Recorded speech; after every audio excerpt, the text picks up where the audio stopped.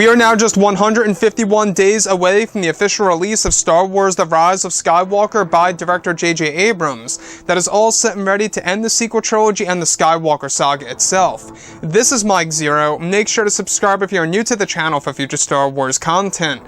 So what's really exciting about Episode 9 is that we do know that this film is going to hold a lot of connections to the originals and the prequels, while at the same exact time introducing a lot of revelations that will lead to saga-wide implications, causing us to view the past 8 Star Wars films in a different light.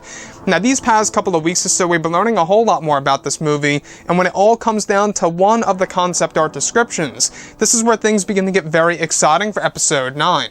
Now, specifically, what's really intriguing about all of this is that a description of one of the sequences, based within the first act of the film, where it's described that Rey is on board of the Millennium Falcon, where she is said to be going through many of Luke's belongings that she took from Ahch-To and stored on the Falcon, and has been studying each object one by one for roughly 1 year.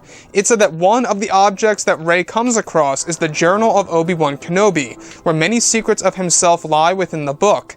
It said that at one point in time between the originals and the prequels, during Kenobi's time on Tatooine, is that Vader traveled back to the world of Tatooine searching for a strange presence that ended up being Kenobis. However, it said that Kenobi was able to hide his identity through the Force while Vader arrived. It said that JJ is resetting the moment in A New Hope, where Vader delivers the line, "I sense something, a presence I have not felt since."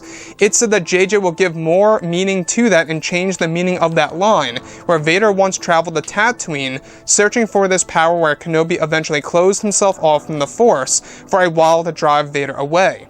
It's described that sometime after Episode 6, that Kenobi's Force Ghost actually taught Luke Skywalker this ability of closing oneself off from the Force itself.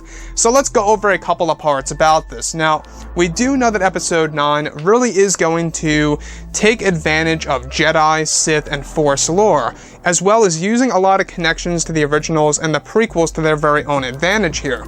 Now, in this scenario, we have Rey on board of the Falcon in the first act, discovering a lot of Luke's belongings, while she actually took them from Ahch-To and stored them on the Falcon and has been studying them ever since for roughly 1 year. In case you guys are just tuning in right now, The Rise of Skywalker takes place 1 year after the events of The Last Jedi, pretty much giving us a nice parallel to the time jump in between Empire and Return of the Jedi. So with that being said, she eventually comes across the Journal of Obi-Wan Kenobi. Now, this was a big thing in Star Wars Legends, and I believe it even was touched on in the current canon material that falls under Disney, if I'm not mistaken, a couple of years ago.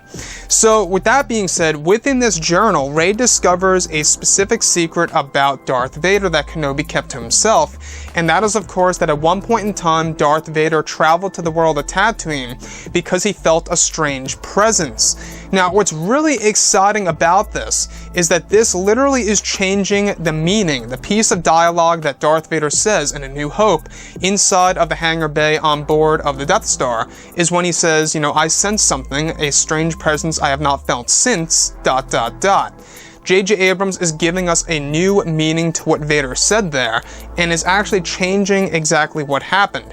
Now, this most definitely could very well set up of what Disney and Lucasfilm are planning to do with the Obi-Wan Kenobi TV series for Disney+.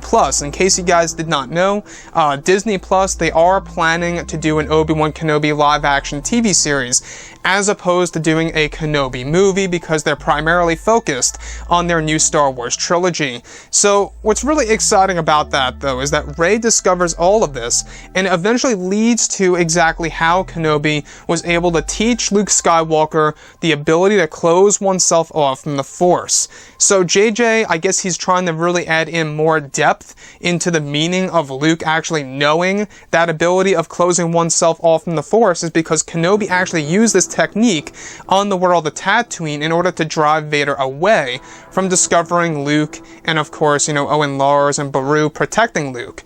So what I like about this also is that we also know that Episode 9 is going to really tap into a lot of those connections. You can see this now, that J.J. Abrams is trying to really give more meaning to certain movies. Now when we watch Darth Vader saying that line, that strange presence I have not felt since in A New Hope, you're going to look at it in a different light. And those are the little things in this movie that really are going to set things up for Episode 9 and to set things brings up for the past 8 Star Wars films that come before this one. So the whole entire secret that Kenobi kept about Darth Vader here being discovered by Rey, it really does make one wonder, what's the significance of this? Why would Rey even spend her time reading this? Well, we do know that there is some kind of connection between both Rey and Kenobi that is going to be explained in Episode 9, which could very well be a hint and or indicator that she is indeed related to Kenobi herself. So we'll have to wait and see.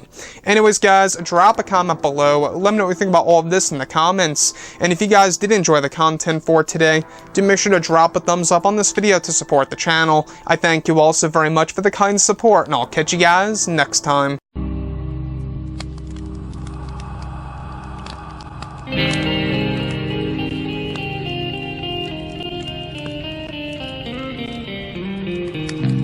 Gun in hand, we are alone again. No, I'm not the one from night to moon.